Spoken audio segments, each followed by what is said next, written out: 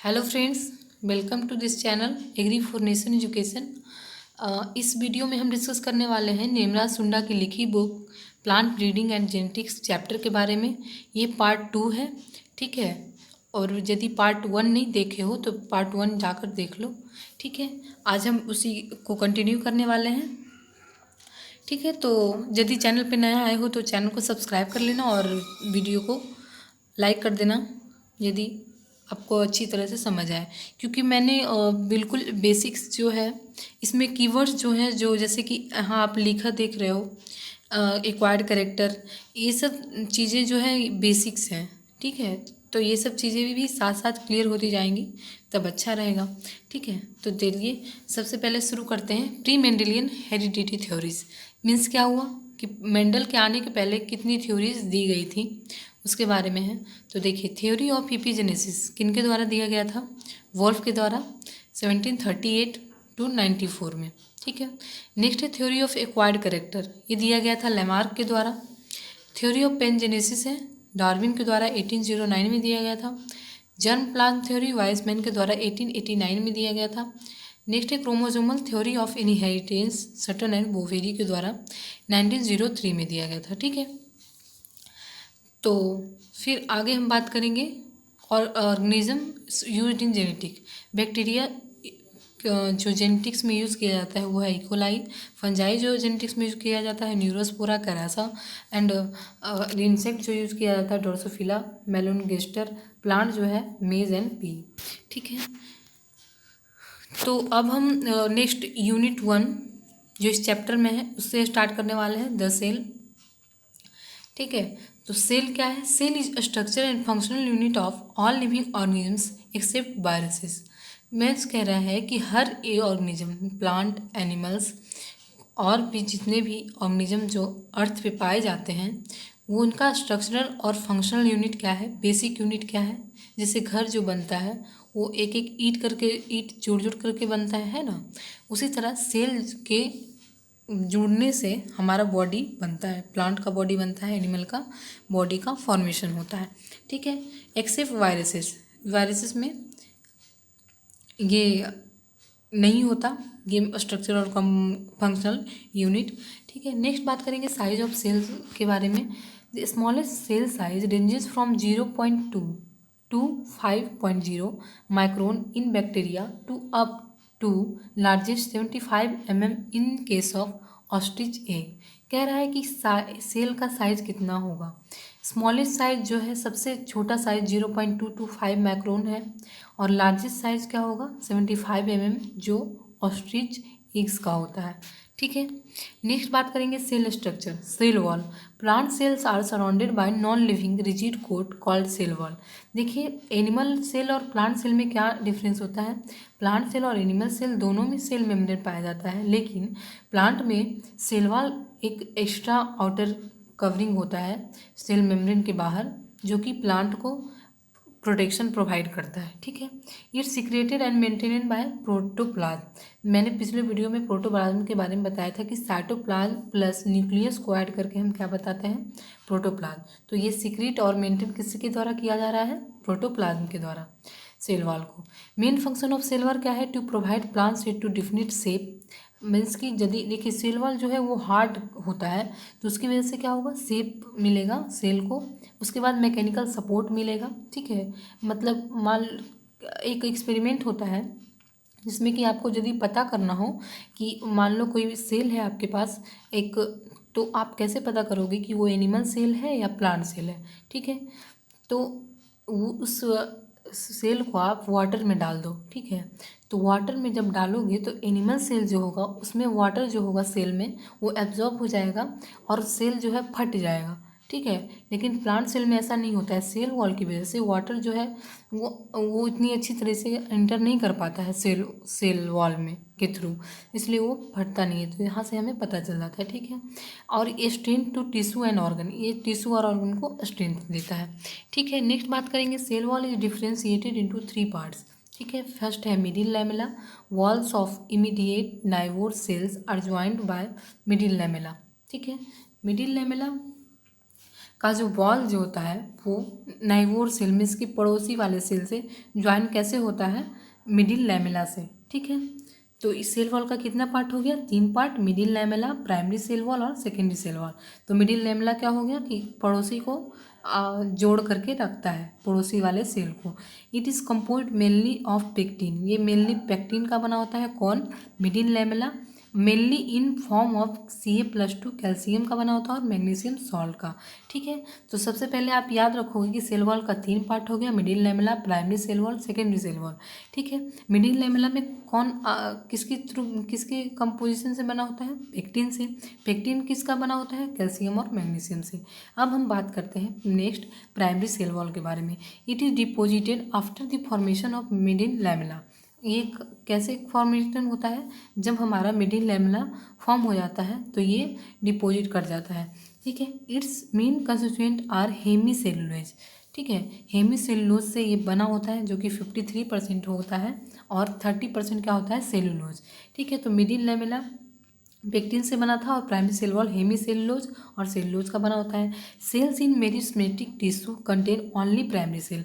देखिए meristematic tissue किसको कहते हैं, जो वैसा सेल जो डिवाइड करता हो, ठीक है, उसको मेरिस्टेमेटिक सेल कहते हैं। ठीक है, contain only primary cell wall.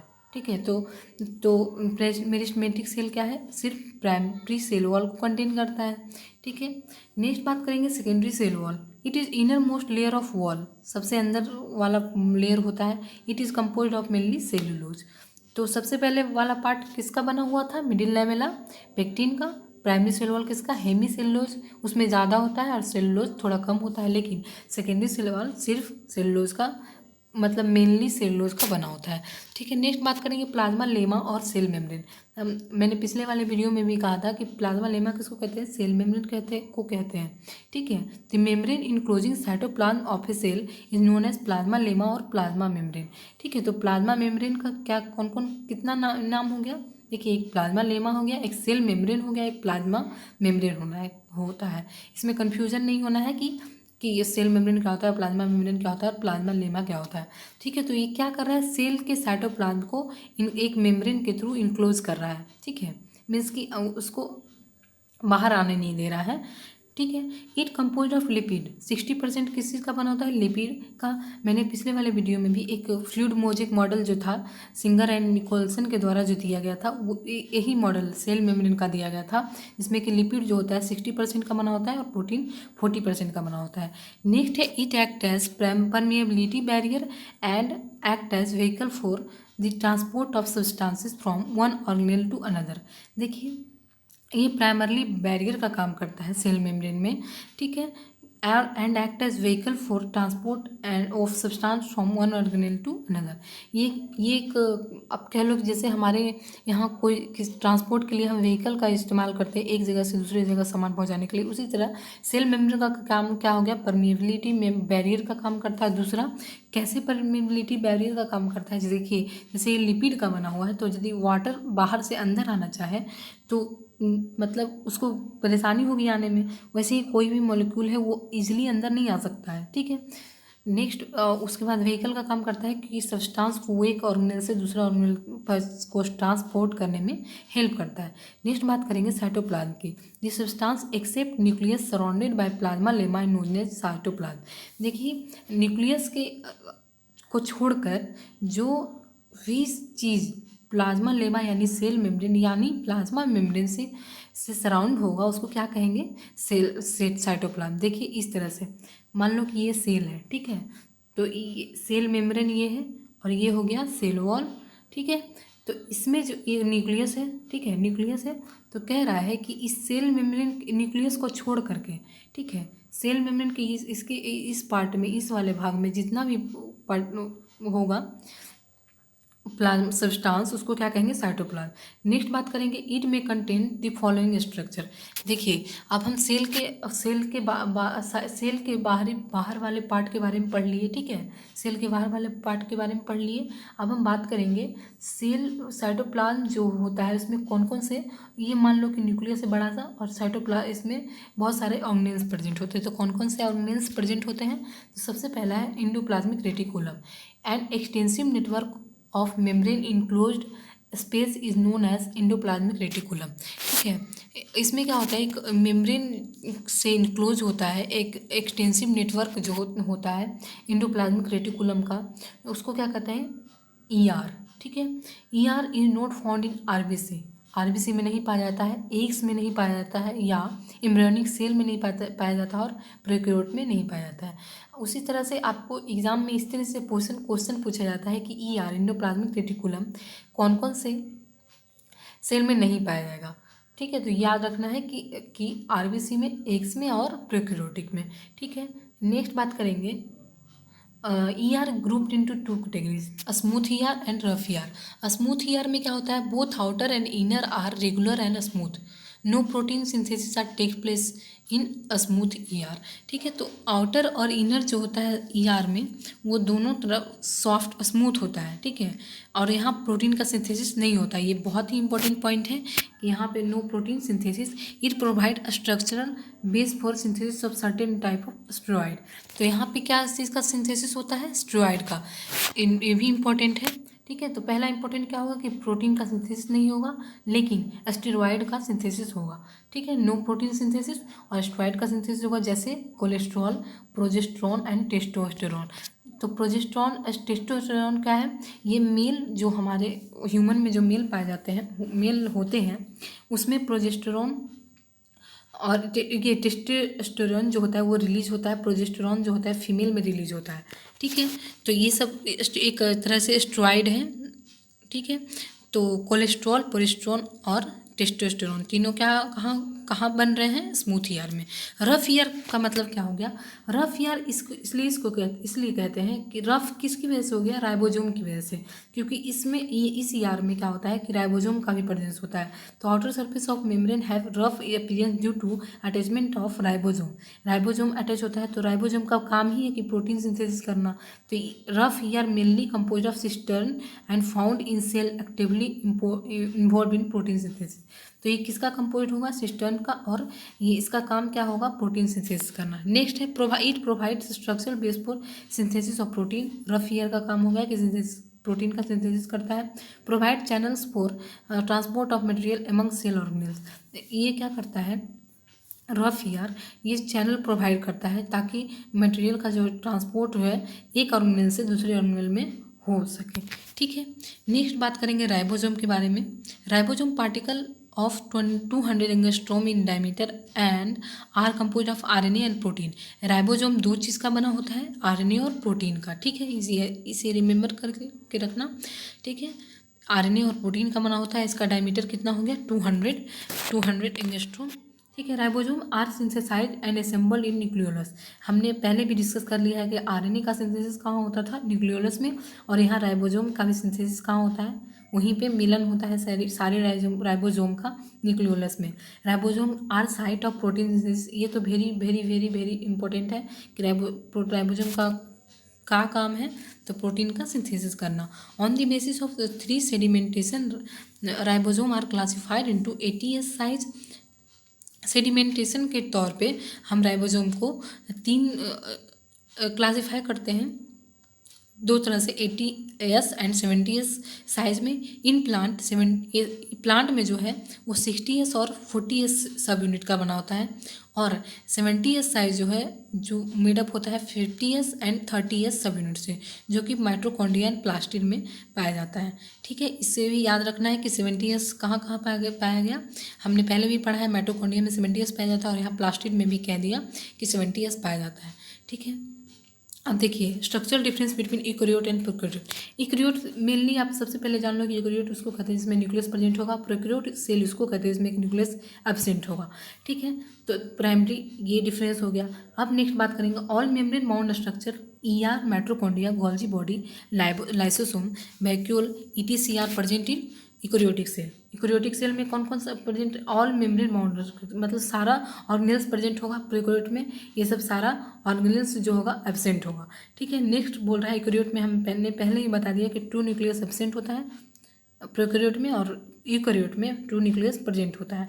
ठीक है, नेक्स्ट है यूकेरियोटिक सेल में nucleolus is present in nucleus. ठीक है, न्यूक्लियोलस भी प्रेजेंट होता है न्यूक्लियस में, क्योंकि यहाँ न्यूक्लियस प्रेजेंट है तो न्यूक्लियोलस तो प्रेजेंट रहेगा ही, लेकिन प्रोकैरियोट में न्यूक्लियस ही एब्सेंट है। Lakhs nuclear membrane. देखिए न्यूक्लियस प्रोकैरियोट में जो होता है वो न्यूक्लियस जो होता है डिस्टिंक्ट होता है, मतलब फुल्ली डिफाइंड न्यूक्लियस नहीं होता है, ठीक है। और इसमें इसलिए न्यूक्लियोलस जो होता है एब्सेंट होता है, ठीक है। नेक्स्ट बात करेंगे, मीन्स कि प्रोकैरियोटिक में न्यूक्लियस इसलिए कह देते हैं कि एब्सेंट होता है क्योंकि होता तो है लेकिन डिस्टिंक्ट होता है, मतलब फुल्ली डिफाइंड न्यूक्लियस नहीं होता है, ठीक है। और यूकेरियोट में क्या होता है, फुल्ली डिफाइंड न्यूक्लियस होता है और न्यूक्लियस उसमें प्रेजेंट होता है। नेक्स्ट है कि यूकेरियोटिक सेल में both 70S and 80S ribosome present होता है, लेकिन प्रोकैरियोट में only 70S ribosome are present. ये भी वेरी वेरी वेरी इंपॉर्टेंट है एग्जाम के व्यू से। नेक्स्ट है साइटोप्लाज्म हैज माइक्रोट्यूब्यूल्स होगा यूकेरियोटिक में, लेकिन प्रोकैरियोटिक में क्या होता है, cytoplasm does not have any macrotubules, ठीक है, मैक्रोट्यूब्यूल्स नहीं होता है। नेक्स्ट बात करेंगे यूकेरियोट में cells of higher plant and animals, ये हायर प्लांट और एनिमल्स का सेल होता है यूकेरियोटिक जो होता है। प्लांट और एनिमल्स का जो सेल होता है यूकेरियोटिक होता है, और बैक्टीरियल सेल या फंजाई का जो सेल होता है वो क्या होता है, प्रोकैरियोटिक होता है, इसलिए तो इन लोग को प्रोकैरियोटिक सेल कहते हैं, ठीक है। नेक्स्ट बात करेंगे गोल्जी बॉडी के बारे में, also called Indo membrane system. इसको और क्या किस नाम से जाना जाता है, इंडो मेम्ब्रेन सिस्टम।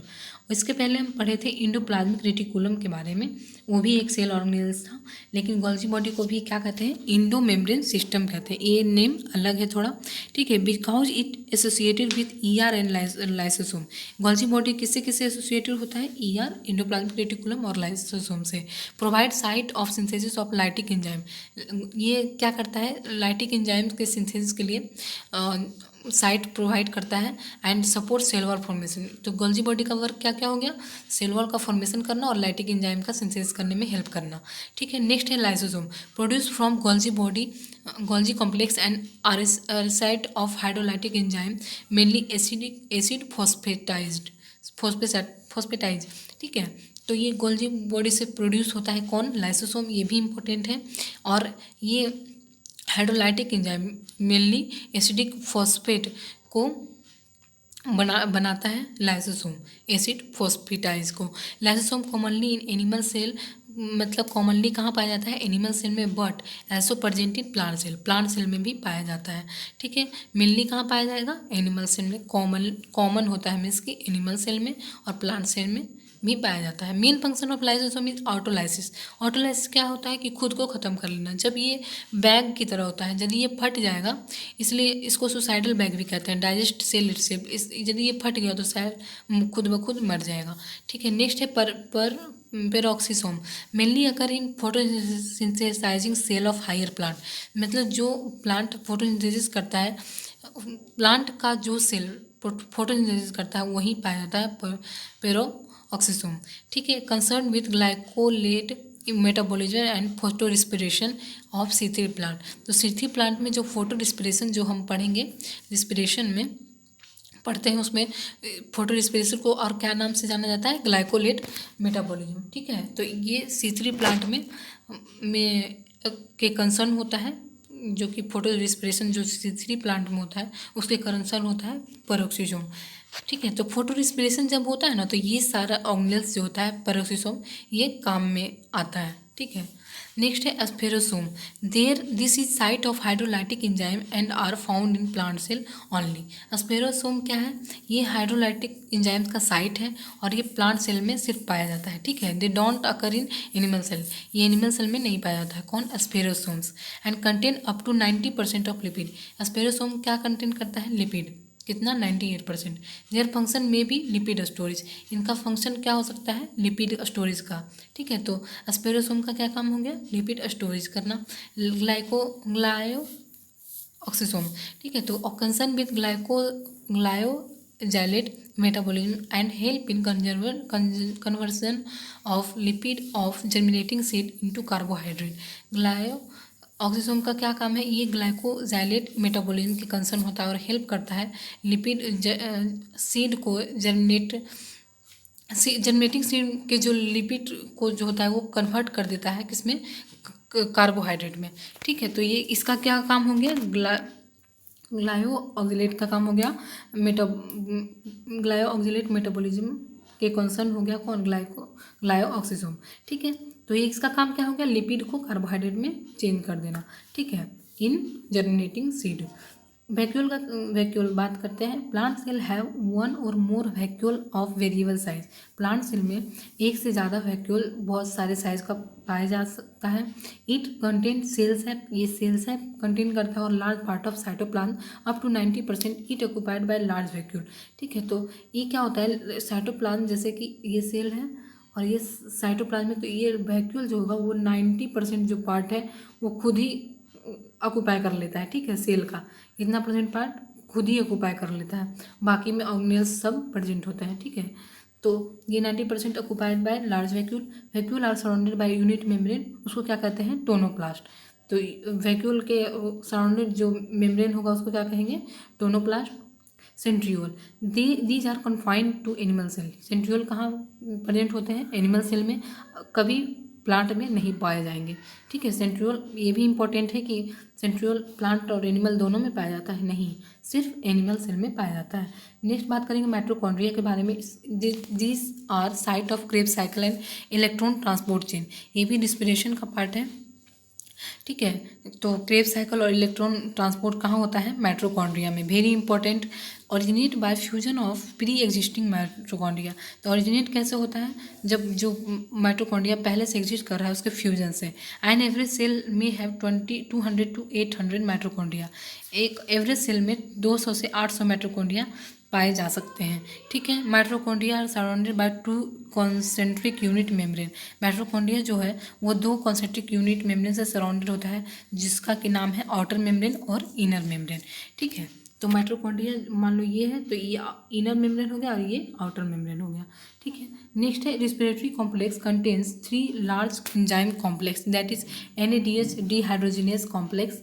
जैसे देखो इसमें क्या होता है, 3 लार्ज एंजाइम कॉम्प्लेक्स पाया जाता है, जैसे NADH dehydrogenase complex, BC1 complex and cytochrome oxidase complex. ये सब चीज़ें जो है ये मेनली रिस्पिरेटरी आप पढ़ोगे तब वहाँ अच्छे से क्लियर हो जाएगी कि NADH डिहाइड्रोजिनेज क्या होता है, BC1 कॉम्प्लेक्स क्या होता है, साइटोक्रोम ऑक्सीडेज कॉम्प्लेक्स क्या होता है, ठीक है। तो these enzyme complex are embedded with inner membrane, ठीक है। तो ये माइटोकॉन्ड्रिया के इनर मेम्ब्रेन में इम्बेडेड होता है, ठीक है, ये सारा enzyme complex. The infold of inner membrane known as crista, ठीक है। तो किसको क्या कहते हैं, अंदर का मेम्ब्रेन जो इनफोल्ड होता है, जैसे कि देखो ये है, तो ये मेम्ब्रेन जो है इसी तरह से ऐसे ऐसे इसी तरह से फोल्ड होता है, ठीक है। तो इसको क्या कहेंगे, क्रिस्टा, ठीक है। Crysta generally increase the area of inner membrane. देखिए यदि ये वाला पार्ट था ऐसे, ये ऐसे ऐसे हो जाएगा, तो इसमें क्या होता है कि ज़्यादा एरिया ये ले पा रहा है। यदि ऐसे स्ट्रेट होता तो कम एरिया लेता, लेकिन यदि ऐसे ऐसे इस तरह से जिगजैग मूवमेंट में रहेगा तो एरिया ज़्यादा कवर करेगा। तो वही कह रहा है कि increase the area of inner membrane and have oxysome known as electron transport particle. तो इसमें क्या पाया जाता है, ऑक्सीसोम, ठीक है। तो यही इलेक्ट्रॉन ट्रांसपोर्ट पार्टिकल के रूप में काम आता है, ठीक है। तो space on inside of inner membrane is known as matrix. Mitochondria के जो इनर मेम्ब्रेन के अंदर जो मैट्रिक्स पाया जाएगा उसको क्या कहेंगे, उसके अंदर जो पाया जाएगा उसको क्या कहेंगे, मैट्रिक्स, ठीक है। स्पेस जो इनर मेम्ब्रेन के अंदर पाया जा रहा है, ठीक है, ये हो गया इनर मेम्ब्रेन, और इसके अंदर जो ये वाला जो स्पेस है इसको क्या कहेंगे, matrix. It contain variety of transport protein, ये बहुत सारा तरह का प्रोटीन कैरी कंटेन किए हुए रहता है। That make it selective permeable two molecule metabolite in matrix. तो ये क्या करता है, सिलेक्टिव परमिएबल होता है मॉलिक्यूल का, जो कि जो भी मॉलिक्यूल जो मेटाबोलाइज हुआ मैट्रिक्स में उसको क्या करता है, ट्रांसपोर्ट प्रोटीन के थ्रू बाहर या अंदर लेता है, ठीक है। In addition to protein it carry out the oxidation reaction of respiratory chain. इसके साथ ही क्या करता है, रिस्पिरेटरी चेन में ऑक्सीडेशन रिएक्शन का काम भी करता है। That is electron transport chain and ATP synthesis in matrix. तो मैट्रिक्स में क्या हो गया, ATP और इलेक्ट्रॉन ट्रांसपोर्ट चेन होता है, ठीक है। ATP का सिंथेसिस होता है और इलेक्ट्रॉन ट्रांसपोर्ट मैट्रिक्स में ही होता है। The respiratory chain carries out oxidative phosphorylation that generates most of ATP in animal cell। तो रिस्पिरेटरी चेन जो ऑक्सीडेटिव फॉस्फोराइलेशन को कैरी करते हैं वो जनरेट करते हैं बहुत सारे ATP इन एनिमल सेल में, ठीक है। एनिमल सेल में बहुत सारे एटीपी को जनरेट करते हैं। So named as power house of cell. तो एटीपी का प्रोडक्शन हुआ तो इसलिए इसको क्या कहा जाता है, power house of cell. Next बात करेंगे क्लोरोप्लास्ट के बारे में, actual site of protein photosynthesis. Chloroplast में क्या होता है, आप तो जानते ही हो कि हमारा फोटोसिंथेसिस जो होता है प्लांट के लीफ पार्ट में होता है। लीफ पार्ट के क्लोरोप्लास्ट में होता है। तो क्या हो गया, साइट ऑफ फोटोसिंथेसिस है। क्लोरोप्लास्ट क्या कंटेन करता है, chlorophyll which impart characteristic green colour to plant. तो ये ग्रीन कलर प्लांट का जो ग्रीन कलर किस वजह से होता है, क्लोरोफिल की वजह से। Membrane free space include by membrane of chloroplast is refer to as stroma. देखिए ये क्लोरोप्लास्ट है, तो ये जो स्पेस जो क्लोरोप्लास्ट के द्वारा इंक्लूडेड है इसको क्या कहेंगे, स्ट्रोमा। ठीक है। नेक्स्ट है within the stroma within the stoma are embedded about 40 to 80 grana. इसमें क्या होता है, ग्रेना प्रेजेंट होता है। जैसे ये क्लोरोप्लास्ट हो गया, इसमें ग्रेना प्रेजेंट होता है। ऐसे फाइन्स जो देखे ना, हमारा जो सिक्का जो हमारे एक कंट्री में चलता है इंडिया में, वो गोल गोल सा होता है। तो ये कॉइन की तरह इस तरह से एक दूसरे पे ऐसे हुआ रहता है ग्रेना। ठीक है। तो इसमें 40 to 80 ग्रेना होता है। इस grana contain 20 to 25 flash cisternae stack on top of each other called thylakoid. तो इसको क्या कहेंगे, देखिए ये इम्बेडेड था, तो इसको क्या कहेंगे, इस बीच वाले पार्ट को, इसके बीच वाले पार्ट को थैलेकॉइड। ठीक है। तो क्या कहें, थैलेकॉइड। उसके बाद flat cisternae stack on top of each other called thylakoid. It has quantosome with 250 to 300 photosynthetic unit. तो ये क्वांटासोम होता है 200 to 300 फोटोसिंथेटिक यूनिट के साथ। ठीक है। In addition to chloroplast, plant cell contain 2 more type of plastid as leucoplast and chromoplast.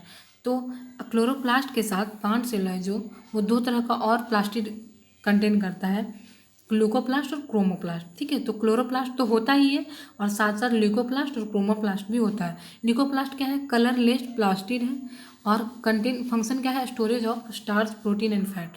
तो leucoplast क्या है, कलरलेस प्लास्टिड है, उसका फंक्शन क्या है, स्टार्च प्रोटीन और फैट को स्टोर करना। ठीक है। नेक्स्ट है chromoplast, contain pigment other than chlorophyll. Chlorophyll तो पाया ही जा रहा है किसमें, क्लोरोप्लास्ट में। तो इसके अलावा भी जो पिगमेंट जो कहाँ कंटेन होता है, क्रोमोप्लास्ट में, वो कौन कौन सा है, फाइकोसाइनिन एंड फुकोजैंथीन। ठीक है।